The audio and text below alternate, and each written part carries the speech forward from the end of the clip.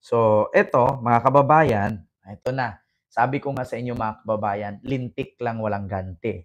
Like po tayo mga kababayan. Like, share, and subscribe. Bantay po natin. Like, share, subscribe. Lintik lang talaga walang ganti. Kung maalala ninyo mga kababayan na iniindorso ni Sara Duterte itong si Camille Villar at si Amy Marcos. Ito ipakita ko sa inyo mga kababayan. Amy Marcos and Camille Villar. Camille Villar, wait lang. To Sara Duterte. Ito mga kababayan, kung nakita ninyo, speaking of Camille Villar, Amy Marcos. Noong ako ay nag-design sa Department of Education, yun din yung time na nagtanong sa akin si dating Pangulong Rodrigo Duterte kung pwede ba ako tumulong sa PDP at mga kampanya sa mga senators. At yun din yung panahon na nagtanong din sa akin si Pangulong Marcos. Tinanong niya ako kung sasali ba daw sa alyansa ang hugbong ng pagbabago ang HNP dahil noong 2022 ay syempre HNP. Hindi, iba to. Dito tayo. Nadala na ako, na-scam na ako, nabudol na ako. Iboto, sunod na umanong pa-aresto ng sa panahon ngayon, kailangan tunay na kaibigan. May malasakit sa bayan, mga mahihirap, tinutulungan. Kay Camille Villar, panatag ako. May magandang bukas na parating. Sa magkakaibigan, walang iwanan. Sa panahon ngayon, kailangan... Kita nyo mga kababayan, narinig ninyo. Sa panahon ngayon, kailangan may mapagkatiwalaan, tunay na kaibigan. Ini-endorso nga ni Sara, mga kababayan, itong si Camille Villar, kung nakita ninyo. And then, bukod dito kay Camille Villar, ito, ini-endorso ni Sara, si Amy Marcos. Ngayon, ang mga litrato ni Vice President Sara Duterte na ini-endorso sina Camille Villar at Senator Amy Marcos. Pero ipinagkibit, balikat lamang yan ng campaign manager ng Alyansa ng Bagong Pilipinas. Nasa frontline ng balitang yan si Mean Los Baños. Pinag-uusapan ngayon sa social media ang larawang ito ni Vice President Sara Duterte kasama ang tumatakbong senador sa ilalim ng Alyansa para sa Bagong Pilipinas na si Camille Villar. Kasama rin sa litrato ang ama ni Camille na si Manny Villar.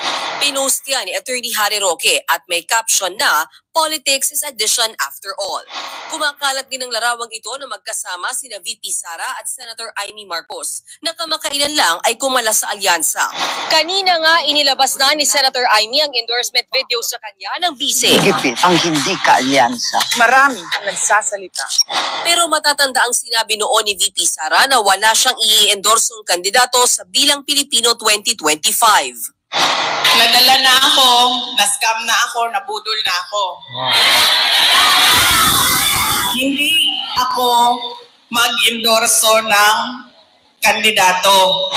Nang matanong naman ang palasyo tungkol sa umunay pag-endorso ni VP Sara sa ilang kandidato ng alyansa, Ano man po yung iba pang mga detalye patungkol po dito sa recent incidents ay si Congressman Toby Chanco po ang may authority to talk about.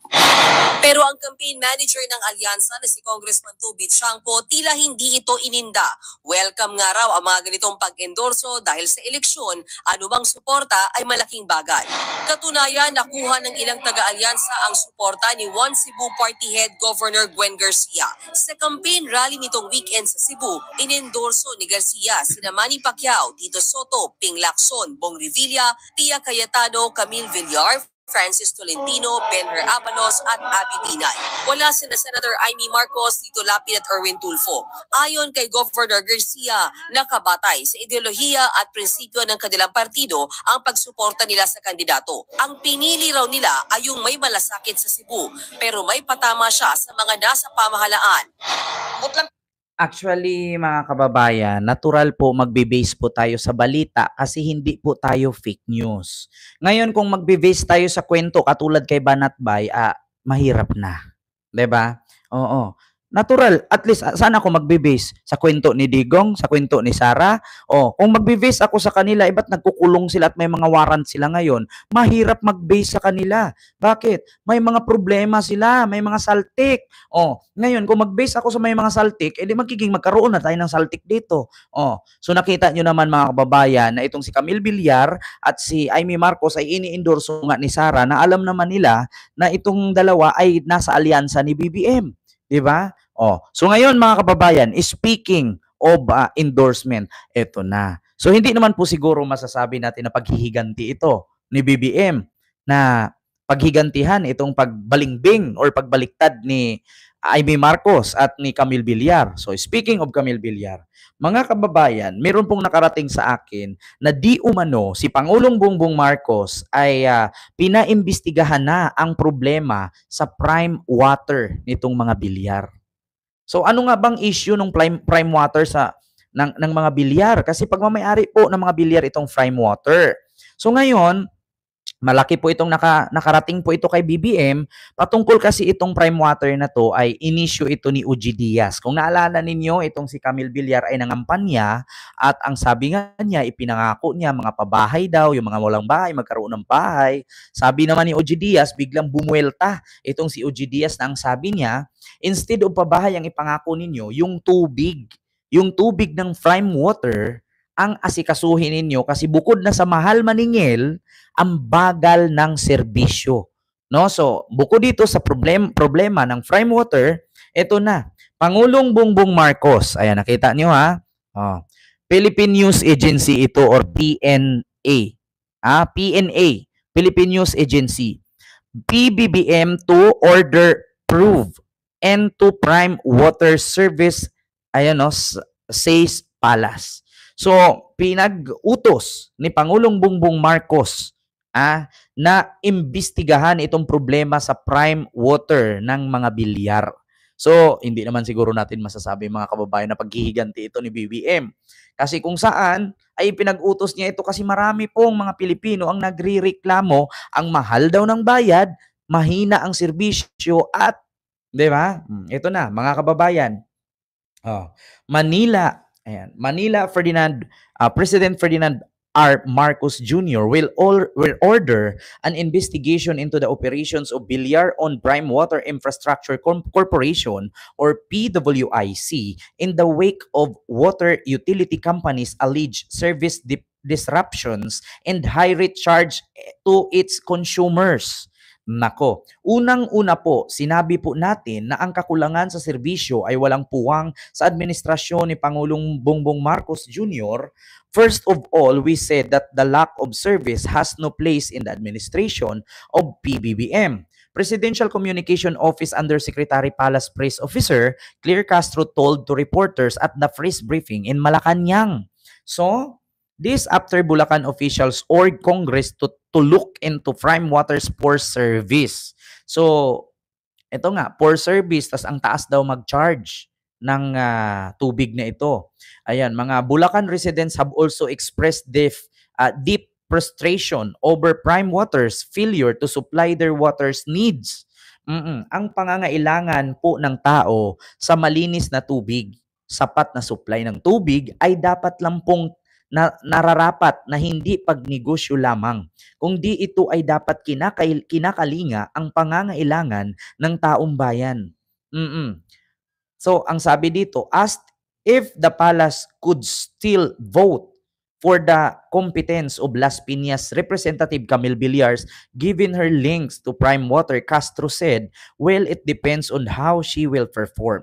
If we will have this trust on her, well, we have to give it to her, but she should prove that she could perform as a leader. Villar is seeking a Senate seat under the administration alyansa para sa bagong Pilipinas slate. Pero ngayon hindi na po, no? Huwag niyo na pong iboto yung mga ganyan kung saan-saan pumupunta, dalawang mukha na mamangka sa dalawang ilog. So, yun nga, ipinag-utos ni Pangulong Bongbong Marcos na imbestigahan na itong issue sa prime water ng mga Villar dahil po sa poor service at ang mahal po ng singil. So, alam nyo na, mga kababayan. So, ito na siguro yung ganti.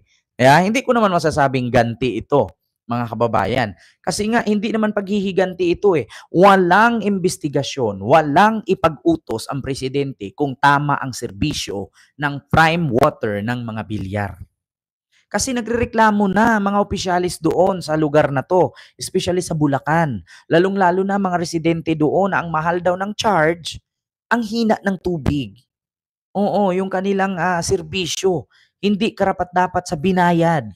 So nagreklamo nga. So anong gagawin ba kung ikaw bilang presidente, bilang pinuno ng bansa? So anong gagawin mo para masolusyonan ito? Hindi pa imbestigahan. Hindi naman po siguro po pwede na ipasara mo agad. 'Di ba? Amoy kanal tubig, mahal, sobra, sabi ni Sakura. Si Camille lumipat dahil alam niya 'yun, prime nila ay prime water. 'Di ba? Oh, so 'yun na mga kababayan. Klarong-klaro ha. Palasyo, binigay ni BBM or pinag-utos, no, PBBM to order FRUB into Prime Water Service. Ayan, sabi ng PNE News. Klarong-klaro ha. Hindi tayo nagbabalita dito ng fake news. Tapos may magtanong na naman dyan, bakit daw sa balita ako lagi nagbe-base? Ay mahirap naman magbe-base ako sa kwentong barbero. Ang hirap naman ako magbe-base ako sa kwentong chicherya. Mahirap na. Baka mag-imbento pa ako ng pangalan dito. Baka mag-imbento pa ako ng apelyido. Oo, tapos ako naman pagtawanan ng tao. So much better at mas maganda po siguro na mas piliin ko na magbe-base ako sa balita. Hindi tayo magbe-base sa mga kwentong barbero, mga kababayan. So ito na. Bukod dyan ha, Lilia, may galap siya.